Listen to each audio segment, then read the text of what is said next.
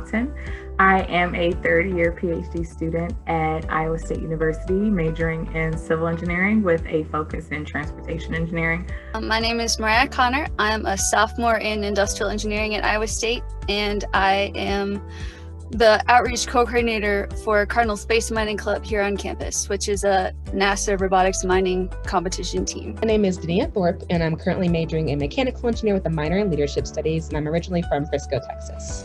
I'm Grace Carey. I'm a senior studying dietetics at Iowa State. I'm from Cedar Rapids, Iowa, and I also have a minor in child, adult, and family services. My name is Emily Pottebaum. My pronouns are she, her, hers, and I am a third-year physics student at Iowa State. I'm a senior in materials engineering, obviously here at Iowa State. I'm also minoring in biomedical engineering and Spanish. My name is Javelis. I use she pronouns. My home is in Puerto Rico. I'm a junior in animal ecology with the pre-vet option, and I have also a minor in animal science. My name is Linnea Yokup. I am a senior in mechanical engineering. I am from the Northwest Chicago suburbs, and I also have a minor in business. I would say honestly all the way back to like middle school, I've always loved and been connected to STEM. Since I was like in middle school, my parents put me in like STEM programs, me and my other siblings, and I think I got exposure to it very young, and I think that's why I do like and enjoy what I do. I've had, years of exposure to it, and I encourage that for all students, whatever you're interested in, just expose yourself to things because you never know what you're really gonna like and pick up on. I wasn't sure that I didn't quite feel like I had the right background for STEM. I always felt insecure because I wasn't always the best in my science classes, or it took me a long time to do my math homework because it was hard. So just all this stuff where I wasn't quite sure if it was right, but I just loved the people so much, and I wanted to be that kind of person that could solve problems, that could just work really hard to be in that environment, and I have loved it ever since then.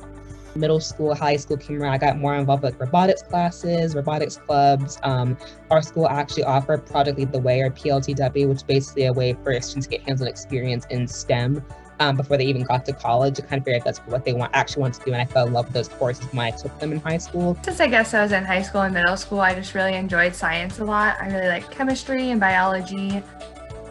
So when I was choosing a career field, I knew I wanted to incorporate those science classes, but I really do have a passion for working with people.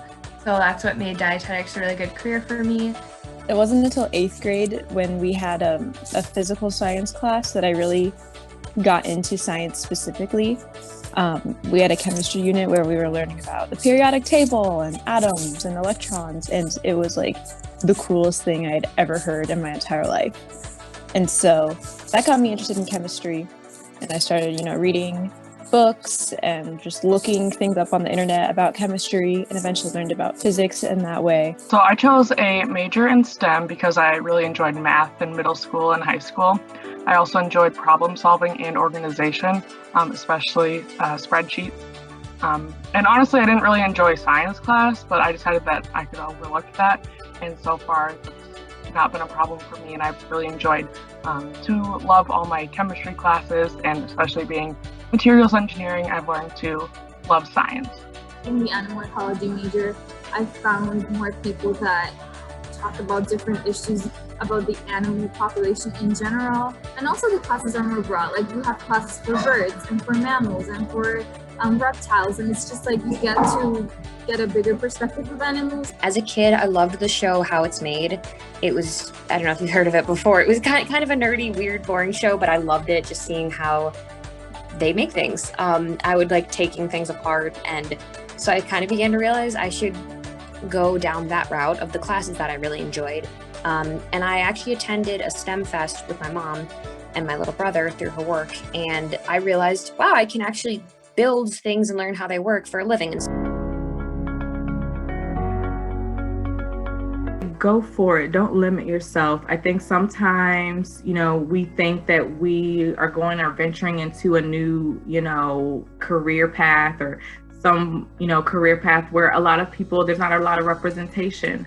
right? There's not a lot of maybe Hispanic women. There's not a lot of Black African American women, Afro-Latino women, And so when you get into those spaces, you might feel a little bit of fear. You might feel a little bit of like, oh my gosh, there's nobody that looks like me.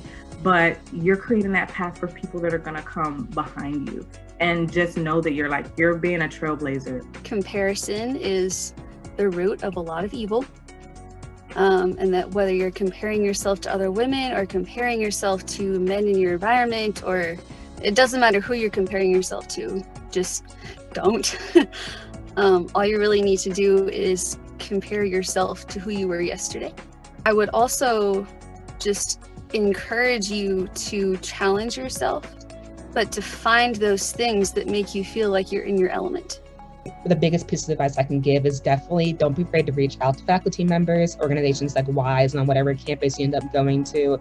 There's definitely people like you on campus that are looking for the connections, looking for resources, just looking for someone to be with, that you can study with, or just have a close, basically a close safe haven to go to sometimes. You just want to kind of be around people like you. And so not being afraid to reach out, email professors, email different organizations on campus, or start your own to kind of be that resource for other students. And also just say, make sure you make time for yourself is my second piece of advice. It's really easy to get caught up with STEM courses, just doing math, science, reading, and doing work all day long and not taking time for yourself. And so just really making sure that you're dedicating time also personally just for school, but also just for you as well. I would say just to be confident in yourself and to really take advantage of all the opportunities. It's really easy to feel overwhelmed or to say yes to everything. So just make sure you're picking stuff you're really passionate about and working in those areas. Don't be discouraged, I guess, especially if you go on your first year and you're really excited and it's oh, things are, maybe not quite what I expected, or I'm having a hard time, maybe with the material or fitting in. Don't be afraid to talk to people.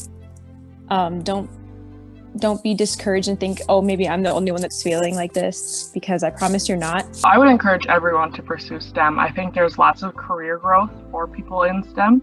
And I would just encourage you to get involved, learn more about all the different aspects of STEM. And if you want to do it, do it. Don't let anything stop you. Pursue the degree that you desire.